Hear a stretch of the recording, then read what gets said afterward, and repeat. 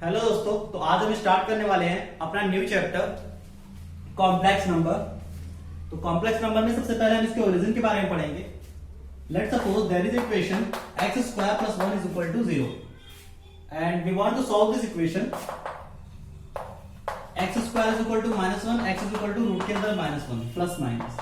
अगर हम इस इक्वेशन को सॉल्व करना चाहेंगे तो x स्क्वायर की वैल्यू -1 के बराबर होगी, उसके बाद x स्क्वायर इस तरफ ले जाएंगे तो रूट हो जाएगा, x की वैल्यू आएगी प्लस माइनस रूट के अंदर -1। अगर ऐसा नंबर आता है रूट के अंदर -1 तो इस टाइप के नंबर्स को ये रियल नंबर नहीं है, ये रेशनल नंबर नहीं है, रियल नंबर नहीं है, इंटीजर नंबर नहीं है, तो रूट के अंदर की रूट के अंदर जब भी निगेटिव नंबर आता है तो उसको एक नया नाम दिया गया है। इस टाइप के नंबर को हम कॉम्प्लेक्स नंबर बोलेंगे। इस टाइप के नंबर को हम कॉम्प्लेक्स नंबर, कैसे नंबर जिसके रूट के अंदर नेगेटिव आ जाए उस टाइप के नंबर को हम कॉम्प्लेक्स, एक न्यू नंबर डिफाइन किया गया कॉम्प्लेक्स नंबर। तो इस तरह से कॉम्प्लेक्स नंबर होता है। तो अगर ये जनरली इसकी वैल्यू डिफाइन नहीं होती, ये रियलिटी में एग्जिस्ट नहीं करते, पर ये कुछ प्रॉब्लम को सॉल्व करने में हेल्पफुल होते हैं, वो हम आगे पढ़ेंगे कैसे। लेकिन अभी रूट के अंदर डिफाइन किया गया कि रूट के अंदर -1 जो सबसे बेसिक टर्म होती है, इसको हम आई बोलेंगे, आयोटा। इसे हम क्या बोलेंगे? आई या आयोटा। अच्छा, अगर हम सिमिलरली इस तरह की इक्वेशन को सॉल्व करते थे, आयोटा ये डिफाइन नहीं होता, इसकी वैल्यू नहीं होती फिक्स, इसकी फिक्स वैल्यू नहीं होती कि जैसे आपको 2 बोल दिया जाए तो 2 के बारे में आप कुछ ना कुछ डिफाइन जानते हैं। जैसे मैं बोलूं आपके पास 2 बुक्स है, मैं बोलूं आपके पास 2 बुक्स है तो आप काउंट करके कहोगे 1 2 मेरे पास 2 बुक्स है। 2 बुक्स की एक फील आती है कि हाँ मेरे पास कितने ऑब्जेक्ट है। या मैं कहूं कि आपके पास 5 बुक है, एक के पास, किसी के पास 2 बुक है, किसी के पास 5 बुक है, तो 2 बुक और 5 बुक में आप फील कर सकते हैं और रियलाइज कर सकते हैं कि जिसके पास 5 बुक है उसके पास ज्यादा बुक्स है। ये सारी बातें आप 2 और 5 को देख के कर सकते हैं। लेकिन अगर मैं आपके पास कहूं रूट के अंदर -2 बुक्स है, मेरे पास रूट के अंदर -6 बुक है, तो रूट -2 डिफाइन ही नहीं होता, एग्जिस्ट ही नहीं करता। तो रूट -2 और रूट -6 के बारे में हम बता ही नहीं सकते कि इसमें बड़ा कौन है, छोटा नंबर। और कॉम्प्लेक्स नंबर की सबसे खास बात होती है कि कॉम्प्लेक्स नंबर में ये डिफाइन नहीं कर सकते कि कॉम्प्लेक्स नंबर में कौन सा कॉम्प्लेक्स नंबर लार्जर है, कौन सा कॉम्प्लेक्स नंबर स्मॉलर है। हाँ, कॉम्प्लेक्स नंबर का मैग्नीट्यूड, कॉम्प्लेक्स नंबर का मैग्नीट्यूड लार्जर या स्मॉलर होता है, लेकिन कॉम्प्लेक्स नंबर कोई भी लार्जर या स्मॉलर नहीं होता। इसका मतलब अगर मैं एक कॉम्प्लेक्स नंबर लिखूं 2 + 3i, एक लिखूं 4 + 5i, generally complex number a + bi के फॉर्म में होते हैं, a + bi के फॉर्म में होते हैं, या a + i भी बोल दें तो इस फॉर्म में होते हैं। तो अगर मैं 2 कॉम्प्लेक्स नंबर इस तरह से लिखता हूं और आपसे कह दूं कि आप इसे कंपेयर कीजिए कि कौन सा बड़ा है कौन सा छोटा, तो आप इसे कंपेयर नहीं कर सकते। कॉम्प्लेक्स नंबर कंपेरेबल नहीं होते, जैसे रियल नंबर कंपेरेबल होते हैं। 2 और 5 में 5 बड़ा है, 2 और 2 छोटा है। तो यहाँ पे मेन प्रॉब्लम आई थी, तो इसे हमने डिफाइन कर दिया कि रूट के अंदर -1, जब भी रूट के अंदर -1 आएगा तो वो एक ऐसा नंबर होगा जिसे हम इमेजिनरी नंबर बोलेंगे या कॉम्प्लेक्स नंबर बोलेंगे। रूट के अंदर -1 कंपल्सरी नहीं, इस टाइप के नंबर आएंगे। तो रूट -1 को डिफाइन किया गया है, ये आयोटा है, इसे आई बोलते हैं। अच्छा, अगर ये डिफाइन नहीं है, अगर रूट के अंदर -1 डिफाइन नहीं है या -3 डिफाइन नहीं है क्योंकि ये कॉम्प्लेक्स नंबर है, तो अगर मैं इसमें कुछ कांस्टेंट नंबर ऐड कर देता हूं तो क्या वो डिफाइन होगा? बिल्कुल नहीं, फिर वो भी डिफाइन नहीं होगा। मैं 2 इसमें ऐड कर देता हूं तो क्या ये ऐड करने के बाद जो चीज बनेगी वो डिफाइन होगी? वो भी डिफाइन नहीं होगी। फॉर एग्जाम्पल, अगर मैं आपके पास एग्जाम्पल के तौर पे मैं अगर आपसे कहूं कि आपके जेब में, आपकी पॉकेट में 5 रुपए हैं, आपको 10 रुपए और मिल गए, तो 5 और 10 आप कहोगे कि 5 और 10 मेरे पास तो 15 हो गए। लेकिन अगर मैं आपके पास कहूं आपके पास कुछ रुपए हैं जो डिफाइन नहीं है, कुछ रुपए हैं, सिमिलरली जैसे ये डिफाइन नहीं है, और आपको किसी ने 2 रुपए और दे दिए, तो आपके पास कितने हुए? तो आप कहोगे वो भी डिफाइन नहीं है, क्योंकि पॉकेट में कुछ रुपए थे, उसकी हमें नोन क्वांटिटी नहीं मालूम थी, और 2 रुपए किसी और ने दे दिए तो वो भी डिफाइन नहीं। तो ये भी 2 + √3 हो गया, 2 - √3 हो गया, 2 - -√3 हो गया, यानी a + ib के फॉर्म के नंबर, a + ib फॉर्म के जो भी नंबर होते हैं वो कंप्लीटली इस तरह से डिफाइन, मैग्नीट्यूड वाइज डिफाइन नहीं होते। मतलब इससे आप कंपेयर नहीं कर सकते कि कौन ज्यादा कौन छोटा। तो इस तरह के नंबर को हम कॉम्प्लेक्स नंबर बोलते हैं। तो इस तरह से कॉम्प्लेक्स नंबर की शुरुआत हुई थी। a + ib वाले फॉर्म के नंबर को, जो भी नंबर a + ib के फॉर्म में होगा उसे हम कॉम्प्लेक्स नंबर बोलेंगे। अच्छा, अगर रूट के अंदर -7 आता है तो इसे हम कैसे अलग करेंगे? इसे हम i√7 लिख सकते हैं, क्योंकि रूट के अंदर -7 का मतलब हो जाता है रूट के अंदर -1 × 7, इसे इस फॉर्म में कन्वर्ट कर सकते हैं। और रूट के अंदर अगर 2 नंबर मल्टीप्लिकेशन में होते हैं तो रूट अलग अलग हो जाता है। रूट के अंदर -1 को हमने डिफाइन किया था i, तो ये हो गया i√7। तो इस तरह से इसे हम कन्वर्ट कर सकते हैं अलग। अब हम इसके बारे में डेफिनेशन पढ़ेंगे, well definition.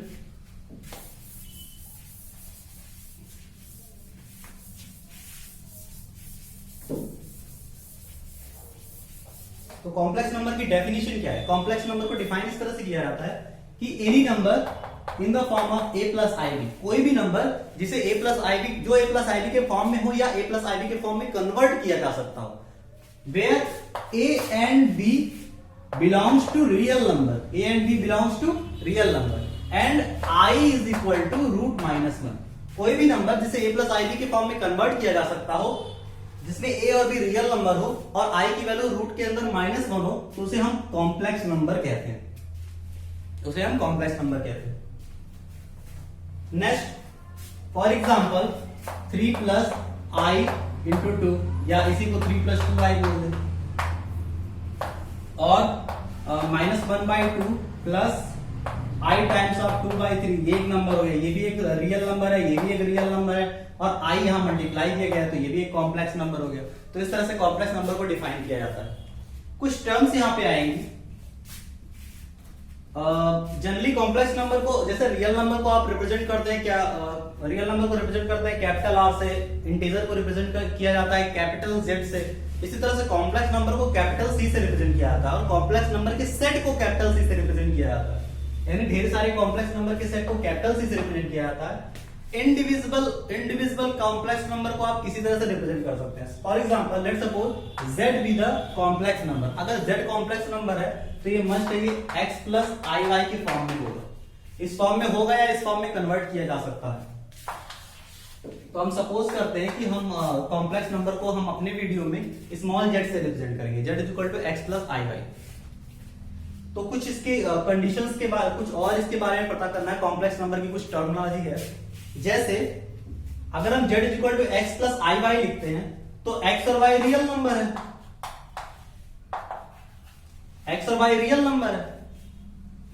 Let's suppose y is equal to 0, अगर y इज इक्वल टू 0 हो जाता है तो क्या होगा, z is equal to x real number, यानी कॉम्प्लेक्स नंबर रियल नंबर के बराबर हो गए। अगर हम y को 0 मान लेते हैं, 0 भी तो रियल नंबर है, तो x plus i Y real number होगा। अगर y को यहाँ 0 मान ले तो x प्लस आई वाई तब भी तो रियल नंबर है, तभी ये कॉम्प्लेक्स नंबर है। और 0 से i मल्टीप्लाई होकर 0 हो जाएगा, बचेगा z is equal to x, और x यहाँ पे रियल नंबर था। इसका मतलब ये होता है कि z is equal to real numbers, z is equal to real number, z is equal to x आया, x रियल नंबर का सेट था, x के प्लेस पे हम रियल नंबर रख सकते थे, तो हम ये कह सकते हैं कि कॉम्प्लेक्स नंबर रियल नंबर के बराबर हो गया यहाँ पे। इस कंडीशन में अगर y इक्वल टू 0 होती है तो कॉम्प्लेक्स नंबर रियल नंबर के बराबर होता है। अगर y इक्वल टू 0 ना हो तो कुछ और भी नंबर्स मिलते हैं। इसका मतलब अगर हम इसे डायग्राम से समझना चाहें कि कौन सा सेट सबसे बड़ा है, हम इस तरह से रिप्रेजेंट कर सकते हैं कि एक बड़े से सर्कल को रिप्रेजेंट करें कैपिटल C से, यानी कॉम्प्लेक्स नंबर से। तो कॉम्प्लेक्स नंबर का ही एक छोटा सा पार्ट होगा, एक पार्ट होगा रियल नंबर, और रियल नंबर का पार्ट होगा इंटीजर। इस तरह से हम सेट से रिप्रेजेंट कर सकते हैं। सबसे बड़ा सर्कल कॉम्प्लेक्स नंबर इंक्लूड करेगा रियल नंबर को, रियल नंबर इंक्लूड करेगा rational plus irrational, real number include करेगा rational Q plus irrational, rational और इरेशनल को इंक्लूड करता है। उसके बाद रेशनल नंबर में ढेर सारे फ्रैक्शन और नंबर आ जाते हैं, और नंबर में इंटीजर होल नंबर ऐसे आ जाते हैं। तो हम ये कह सकते हैं कि कॉम्प्लेक्स नंबर सबसे बड़ा नंबर है, उससे बड़ा कोई नंबर हो नहीं सकता, और रियल नंबर उसका कॉम्प्लेक्स नंबर का एक पार्ट है। अभी हमने पढ़ा अगर y की वैल्यू 0 हो जाती है तो कॉम्प्लेक्स नंबर रियल नंबर के बराबर होता है। कॉम्प्लेक्स नंबर रियल नंबर के बराबर होता है तो हम उसे कहते हैं, उस नंबर को बोलते हैं, जैसे अगर ये हो गया, अगर 2 plus a plus i b के फॉर्म में एक नंबर है और b की वैल्यू 0 के बराबर होगी, b की वैल्यू 0 के बराबर हो जाएगी, तो जो कॉम्प्लेक्स नंबर आएगा a के बराबर होगा, तब उसे हम बोलेंगे, उसमें देखिए i वाला पार्ट नहीं बच पाएगा, तब उस कॉम्प्लेक्स नंबर में i नहीं बच पाएगा, तो उसे हम बोलेंगे purely real complex number. For example z is equal to 2, z is equal to 4, z is equal to -7, इसमें i वाला कोई पार्ट नहीं है। जब i वाला कोई पार्ट नहीं है तो i वाला पार्ट ना होने का रीजन क्या है, बगल में ये 0 हो गया होगा। जो b होता है, z is equal to x plus i y जो होता है, y वाली टर्म 0 हो गई होगी, तब ये i वाला गायब हो गया होगा, i वाली टर्म। तो इस टाइप्स के नंबर को जिसमें y जीरो हो जाए, सिर्फ x रहे, तो उसे हम बोलते हैं कि वो प्योरली रियल नंबर है। z is equal to x plus i y अगर एक कॉम्प्लेक्स नंबर है, if y is equal to zero, अगर y is equal to zero होगा तो z को हम बोलेंगे purely real. And if x is equal to zero, अगर x is equal to zero हो जाए तो x is equal to zero हो जाएगा तो सिर्फ i वाली टर्म बचेगी, i टाइम्स ऑफ y बचेगा, तो इसे हम बोलेंगे प्योरली इमेजिनरी। तो इसे हम क्या बोलेंगे? Purely imaginary, purely imaginary. ठीक, ये दो टर्म हो गए। उसके बाद कुछ टर्म्स के बारे में और पढ़ेंगे। यहीं पे a को रियल पार्ट ऑफ z ऐसे रिप्रेजेंट किया जाता है और b को इमेजिनरी पार्ट ऑफ z बोला जाता है। यानी a कॉम्प्लेक्स नंबर का रियल पार्ट है और b कॉम्प्लेक्स नंबर का इमेजिनरी पार्ट है। यानी b जिससे जुड़ा हुआ है, b इमेजिनरी नंबर यानी आयोटा से जुड़ा हुआ है, और जो a है वो उसका रियल पार्ट है, उसके साथ i नहीं है। इस तरह से रिप्रेजेंटेशन होता है। फिर जैसा अभी हमने पढ़ा कि अगर x जीरो होगा तो प्योरली इमेजिनरी, y जीरो होगा तो प्योरली रियल।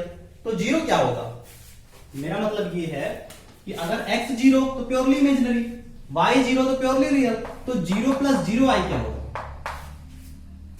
या तो x भी जीरो है, y भी जीरो है। तो जब ऐसा हो कि x भी जीरो हो, y जीरो हो, तो ये ना तो प्योरली रियल होता है ना तो प्योरली इमेजिनरी होता है। Zero is neither purely real, zero is neither purely imaginary.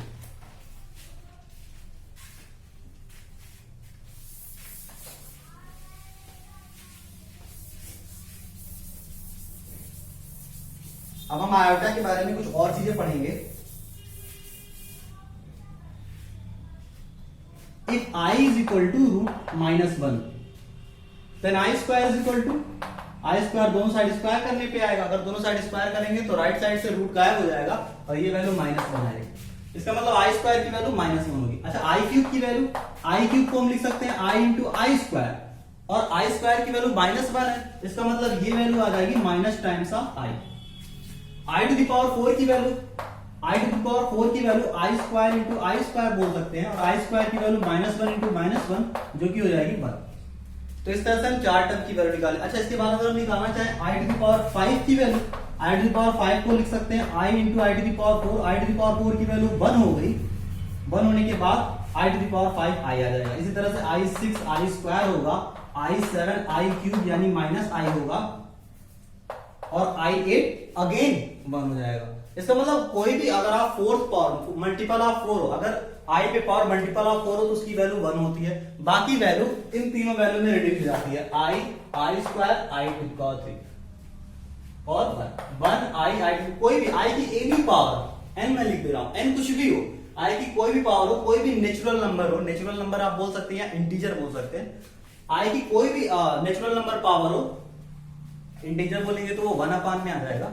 आई कोई भी नेचुरल नंबर पावर हो, ये हमेशा वन आई स्क्वायर या आई क्यूब में रिड्यूस हो जाएगी। For example i to the power में 25 ले लेता हूं, तो आई टू द पावर 25 को मैं लिख सकता हूं i to the power 4 into i to the power 4 into i to the power 4 into i to the power 4 into i to the power 4 into i to the power 4 into i 4 4 4 4 4 4।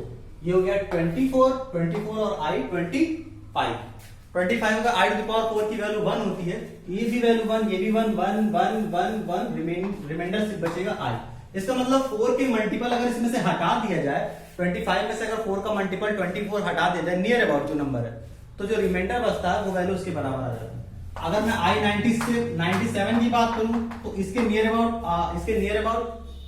4 का multiple कितना है, less than near about 96। तो इसे हम लिख सकते हैं आई 96 into आई 1, आई 96 की वैल्यू 1 हो जाएगी। तो आई टू द पावर 97 की वैल्यू भी आई के बराबर आ जाएगी। यहीं पे एक टर्म आता है कि अगर हम कोशिश करें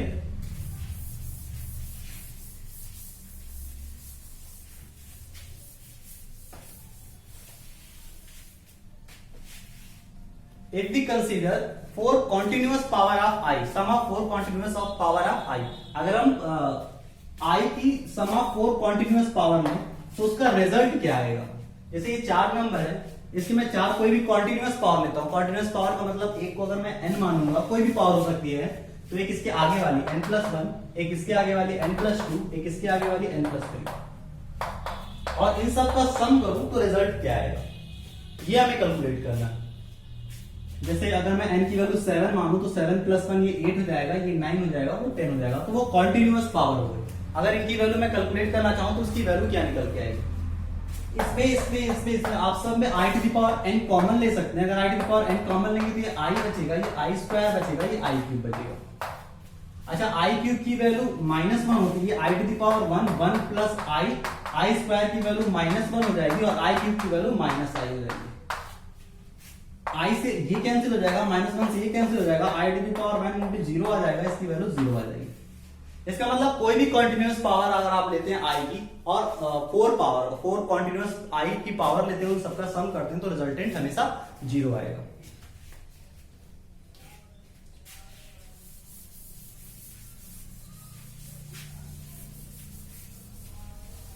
next topic is equality of two complex number. अगर मैं दो कॉम्प्लेक्स नंबर लिखता हूं, एक Z1 एक Z2, Z1 को हम बोल सकते हैं x1 प्लस i y1 और Z2 को बोल सकते हैं x2 प्लस i y2।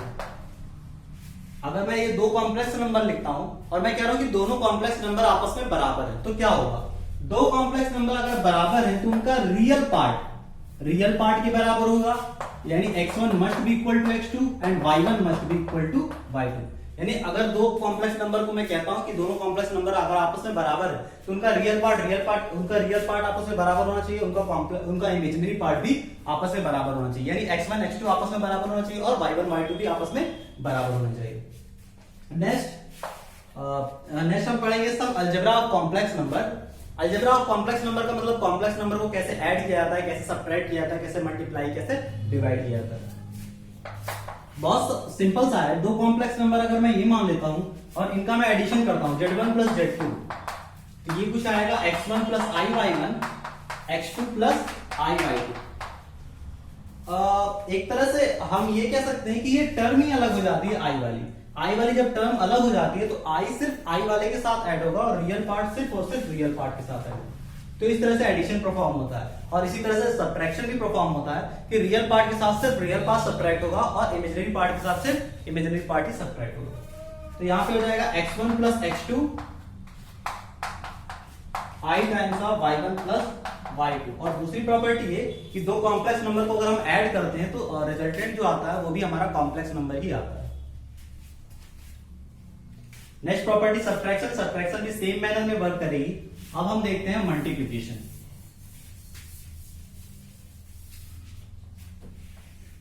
तो अगर आप मल्टीप्लिकेशन की बात करें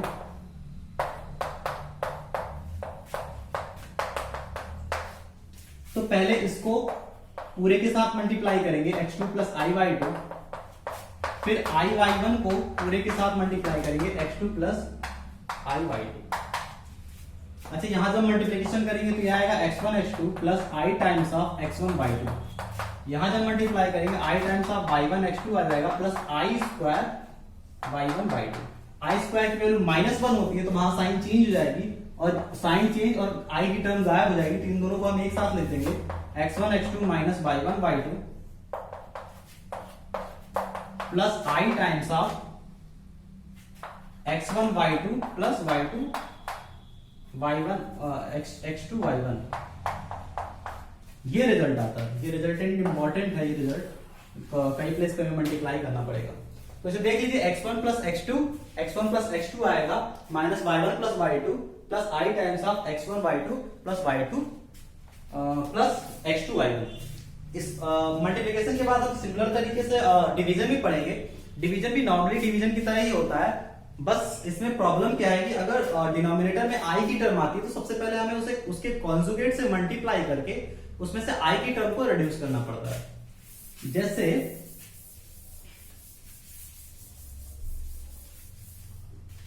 अगर आप कंसीडर करें 2 प्लस 3i एक नंबर है, इसमें हमें 4 प्लस 2i से डिवाइड करना है, तो इस तरह से डायरेक्टली डिवीजन नहीं होता। इसमें क्या होता है कि डिनोमिनेटर के नंबर को उसके कॉन्जुगेट से मल्टीप्लाई करके सबसे पहले i वाली टर्म रिड्यूस करनी पड़ती है, i वाली टर्म रिमूव करनी पड़ती है।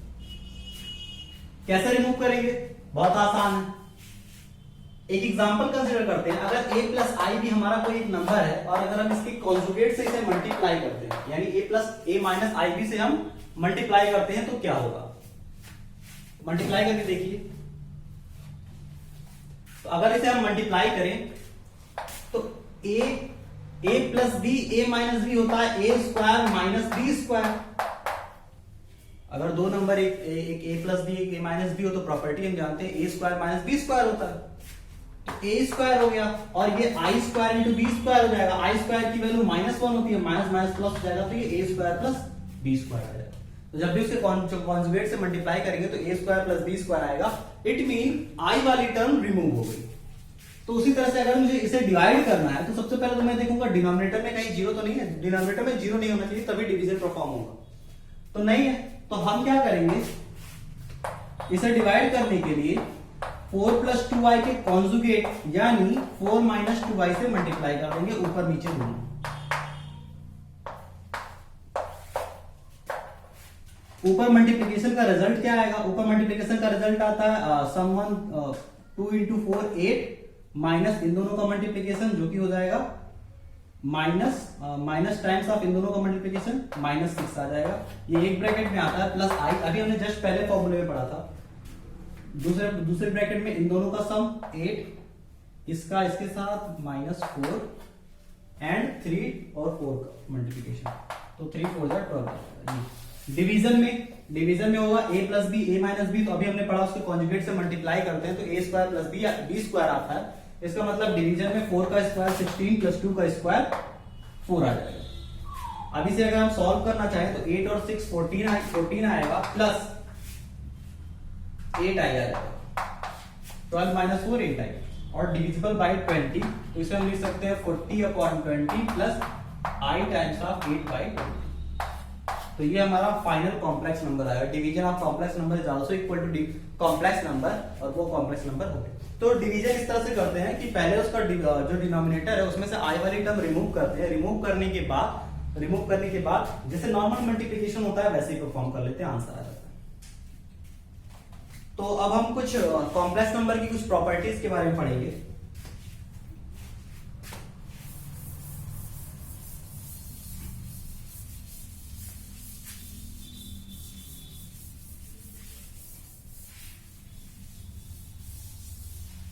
अभी तक हमने एडिशन, सब्ट्रैक्शन, मल्टीप्लिकेशन और डिवीजन, कॉम्प्लेक्स नंबर का एडिशन, सब्ट्रैक्शन, मल्टीप्लिकेशन और डिवीजन देखा है। इसके बाद एडिटिव इनवर्स होता है। एडिटिव इनवर्स आप सभी जानते हैं कि एडिटिव इनवर्स में साइन चेंज कर दी जाती है। अगर x1 प्लस i/1 है तो इसका additive inverse -x1 minus y1 हो जाएगा। दोनों x1 और y1 दोनों की साइन चेंज कर देते हैं एडिटिव इनवर्स निकालने समय। और जब हमें मल्टीप्लिकेटिव इनवर्स निकालना होता है तो मल्टीप्लिकेटिव इनवर्स निकालने के लिए a प्लस आई बी का अगर मल्टीप्लिकेटिव इनवर्स निकालना है तो उसे 1/a प्लस आई बी कर देते हैं। और दो टर्म है हमारे पास, एक मॉडुलस ऑफ कॉम्प्लेक्स नंबर, एक conjugate of complex number. Modulus of complex number, अगर 2 प्लस 3i एक नंबर है तो इसका मॉडुलस इस तरह से डिफाइन होता है। अगर z हम मान लें, z is equal to a number 2 plus 3i, तो अगर आपको इसका मॉडुलस निकालना है तो मॉडुलस को रिप्रेजेंट इस तरह से किया जाता है, दो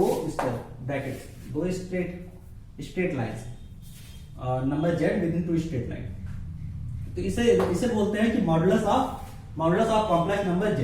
तो इसे डिफाइन कैसे किया गया? इसे डिफाइन किया गया रूल के अंदर, अगर z इज इक्वल टू आपका x प्लस i y है तो इसका जो मॉड z होगा वो होगा रूट के अंदर x square plus y square. इस तरह से इसे डिफाइन किया गया। तो अगर मॉड z यहाँ पे आपको निकालना तो ये हो जाएगा 2 स्क्वायर प्लस 3 स्क्वायर। ये मॉडुलस का मतलब है। एक इंपॉर्टेंट प्रॉपर्टी मॉडुलस की अभी हम पढ़ते हैं कॉन्जुगेट के बाद। दूसरी प्रॉपर्टी हमारी कॉन्जुगेट है। पहला हमारा मॉडुलस हो गया, दूसरा कॉन्जुगेट। कॉन्जुगेट का मतलब ये होता है कि अगर एक a प्लस आई बी है तो इसका कॉन्जुगेट हम पढ़ चुके हैं a माइनस आई बी होगा। कॉन्जुगेट का हमेशा यही मतलब होता है। रूट वाले में भी हमने कॉन्जुगेट का मतलब देखा था, जैसे 2 प्लस √3 होता है तो इसे 2 माइनस √3 बोल देंगे। ये हम रेशनल नंबर में कॉन्जुगेट का मतलब हमने पढ़ा था। इसी तरह से 2 प्लस आई बी है तो ये 2 माइनस आई बी हो जाएगा। कॉन्जुगेट को रिप्रेजेंट कैसे किया जाता है? अगर z is equal to a plus i b एक नंबर है तो इसके कॉन्जुगेट यानी a माइनस आई बी को कैसे रिप्रेजेंट किया जाएगा? उसका simple representation z to the power bar है। z टू द पावर नहीं, z पे पावर बार है, तो z पे power is equal to a minus i b. तो ये हो जाता है कॉन्जुगेट ऑफ कॉम्प्लेक्स नंबर। एक बड़ी इंपॉर्टेंट प्रॉपर्टी है यहाँ पे, काफी यूज होती है।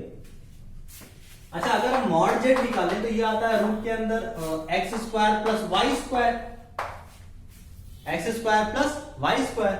अगर z is equal to x plus i y हो तो mod z square is equal to यानी x square plus y square आएगा,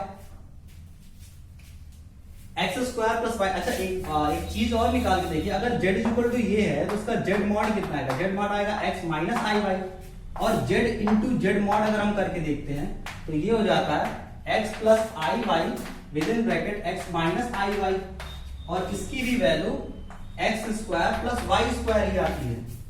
x plus i y, x minus i y की वैल्यू भी x square plus y square आती है। इसका मतलब हम ये कह सकते हैं कि मॉड ऑफ जेड स्क्वायर जो है, मॉड ऑफ जेड स्क्वायर वो जेड इंटू जेड बार के बराबर होगा। Mod of z square z into z bar के बराबर होगा।